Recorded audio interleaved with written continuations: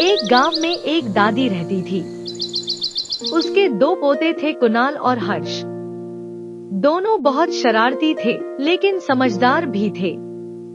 एक दिन दादी ने दोनों बच्चों को बाड़ी घुमाने ले गई।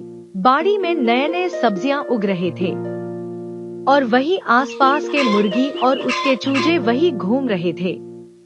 उन्हें देखकर कुणाल और हर्ष ने कहा, दादी, ऐसी मुर्गी और चूजे हमें भी चाहिए, हमें इनके साथ खेलना है।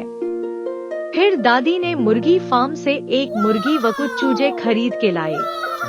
उन्हें देखकर कुणाल और हर्ष बहुत खुश हुए और उन्हीं के साथ रोज खेलते थे और उन्हें दाना खिलाते थे। कुछ दिनों के बाद कुणाल और हर्ष भी स्कूल जाने लग गए। मुर्गी व चूजे रोज सुबह वही बाड़ी में चरने जाती थी और शाम को घर वापस आ जाते थे।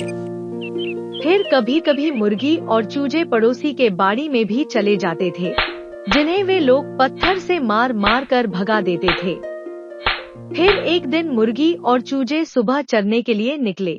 चरते चरते पड़ोसी के बाड़ी में चले गए और उस पड़ोसी ने उस दिन चावल के दानों में खेत में छिड़काव करने वाले दवा को मिलाकर दे दिया।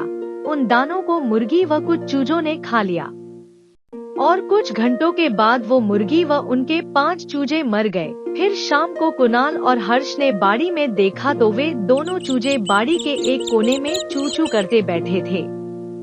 फिर आसपास देखा तो वो मुर्गी और उनके 5 बच्चे मरे पड़े थे। ये सब देखकर कुणाल और हर्ष भी बहुत मायूस हो गए थे, क्योंकि वो दोनों उन्हीं के साथ खेलते थे। फिर दादी ने जमीन में गड्ढा खोदकर मुर्गी व चूजों को दफन कर दिया।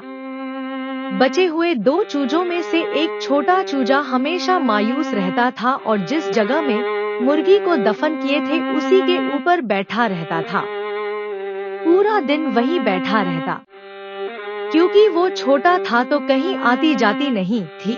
बाकी चूजे इधर उधर घूमते थे, पर वो छोटा चूजा हमेशा अपने मम्मी के साथ रहती थी, उनसे अलग होता ही नहीं था। तो उनके जाने का दुख छोटे चूजे को ज्यादा था। फिर कुणाल और हर्ष ने उस चूजे को चावल के दाने व पानी दिए, पर वो चूजा ना तो कुछ खा रहा था और ना पी रहा था और ना ही उस जगह से हिल रहा था। फिर कुछ दिनों तक कुणाल और हर्ष दोनों ने उन चूजों का अच्छे से देखभाल किया। फिर वे चूजे कुछ दिनों के बाद पहले जैसे हो गए, इधर उधर घूमना फिरना, दाना चुगना, फिर शाम को घर लौट जाना। कहानी की सीख, हमें भी कुणाल और हर्ष की तरह जानवरों या पक्षियों के प्रति सहानुभूति रखना चाहिए। उनके अंदर भी संवेदना होती है, उन्हें भी दर्द होता है, उन्हें भी तकलीफें होती हैं, उनका भी परिवार होता है। एक छोटे से गलती के चलते किसी की जान लेना मानवता नहीं है, क्योंकि जैसा आप कर्म करोगे फल भी वैसा ही पाओगे, क्योंकि कर्मा सब देखता है। आपको ये रियल स्टोरी कैसे लगी दोस्तों, हमें कमेंट में जरूर बताएं। और स्टोरी अच्छी लगी होगी तो चैनल को सब्सक्राइब जरूर करें। मिलते हैं ऐसे ही और वीडियो के साथ।